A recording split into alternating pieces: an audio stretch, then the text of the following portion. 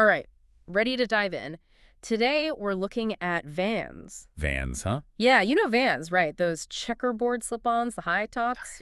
Sure. They're like everywhere now, but how'd they get so big? That's what we're going to look at. How they went from one little store to, well, A global brand. right, a global brand, like synonymous with skateboarding. And self-expression, right? It's more than just shoes. Yeah, exactly. And it all starts with this guy, Paul Van Doren. Built the whole thing, From the trunk of his car, basically. pretty much. Our main source for this is a YouTube video. It's called He Sold Shoes Out of His Car, Then Built a Billion-Dollar Brand. Catchy title. It is, right? From a channel called Business Stories. Okay, I've seen some of their stuff. Yeah, they're pretty good. So Van Doren, he was born back in 1930. During the Depression. Wow. Tough times, right? Wow. I wonder if that's... Shaped his whole outlook. Yeah, his work ethic, for sure. Dropped out of school at 14. You're kidding. Yeah, to work at this shoe company, Randy's. So, not afraid of hard work. Clearly not. And he moved up fast there, became a top executive by like 20. Wow, that's impressive. Learn the business inside and out. He did. And get this, he actually started a direct-to-consumer thing at Randy's. Direct to consumer. Back then. Yeah, pretty innovative, right? Yeah. Most companies were using, like, wholesalers. Cutting out the middleman, that's a bold move. Yeah. Had to know his market, though. Exactly. So, fast forward to 1966. Van Doren, he's ready to do his own thing. Time to strike out on his own. Yeah. Teams up with his brother, James, and these two other guys, Gordon Lee and Serge Delia. Okay. And they open the first Vans store in Anaheim. California, right. Yeah, California. And their model was unique. They made the shoes right there in the store. Big to order. Yeah. And sold them direct to the customer. Wow, that's like what some online companies do now, but back then. I know, right? Crazy. And there's the story about their first day. Opening day, gotta be exciting. It was, but they made a mistake. They sold 12 pairs of shoes, but Forgot something. they forgot change. Oh, no. So they told the customers, just take the shoes, come back tomorrow, and pay. All 12 people came back. Wow, that's trust right there. Right. Shows you they had a good product. But still, making the shoes on site. Must have been expensive. Oh, yeah. Cash flow was a problem early on. A lot of startups struggle with that. For sure. Yeah. So here's where things get interesting. They start noticing What? skateboarders. Skateboarders loved their shoes. Really? Yeah, the grip on those waffle sole. They weren't even designed for skating originally. Nope.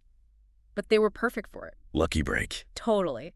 Van Doren, he was smart, though. He saw the potential. Saw a new market opening up. Exactly. Started listening to the skaters, adding stuff like reinforced stitching, tougher materials. And they kept that waffle sole, of course. Oh, yeah, that was key. And that's when Vans really started to become like... The skateboarder's shoe. Exactly. They sponsored events, gave shoes to up-and-coming skaters. Grassroots marketing. Smart. It was. Really built that connection with the community. More than just selling shoes, it's about being part of something. Yeah, for Yeah. sure.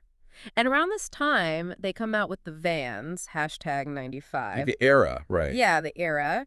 Yeah. Designed with Tony Alva and Stacy Peralta. Legends. I know, right? So smart getting those guys involved. Gave the shoes instant credibility. Totally. And this is also when the off the wall slogan comes in. Oh, yeah, that's classic. Right. From Skip Inglum talking about Tony Alva's skating pools. Like literally writing off the wall. Yeah, it's just captured that whole, like, rebellious spirit. Pushing boundaries. Exactly. So they're killing it with the skaters. But did they stick with just skating? That's a great question, and that's where we'll pick up next time. Okay, I'm intrigued. Looking forward to it.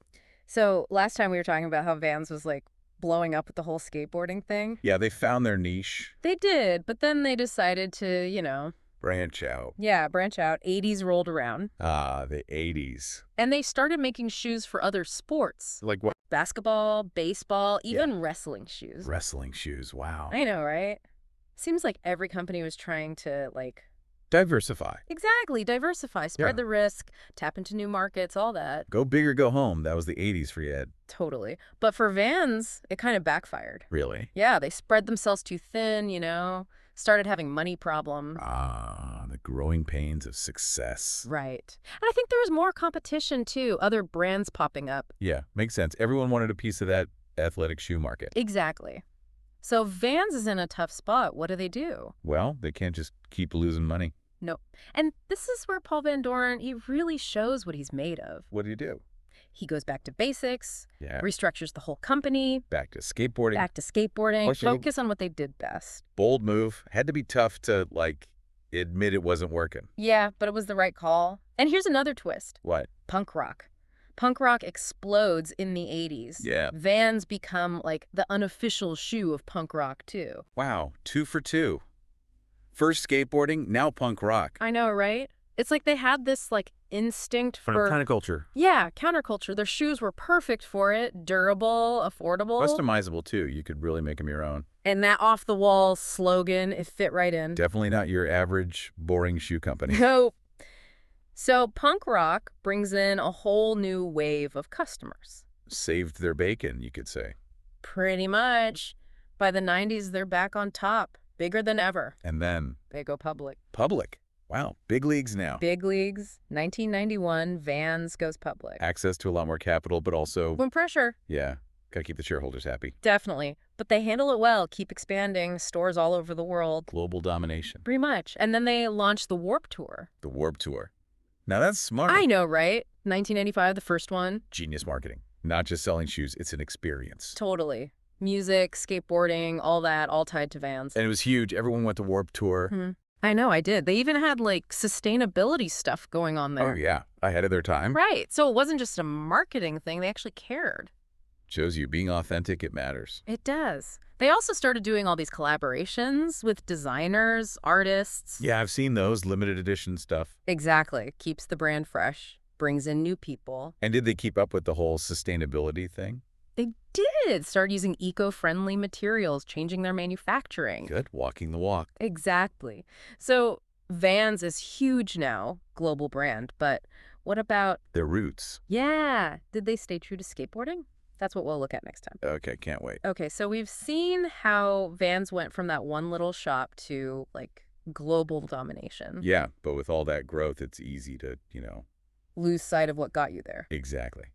Did they manage to hold on to that skateboarding soul? That's the big question, right? And honestly, I think they did. Really? How so? Well, they never stopped supporting the skate community, even when they were, Huge sponsoring events, building skate parks. all that. They didn't just, like, cash in and forget where they came from. Yeah, you can tell when a brand is just paying lip service. Exactly. Vans, they felt genuine. They always have. And that matters. Especially these days, people can see through the fakes. Oh, for sure. It's like they knew their roots gave them credibility. And not just with the old school skaters, but with the new ones too. Yeah, like it showed they weren't just some corporate machine. Authentic, that's the word. Authentic, yeah.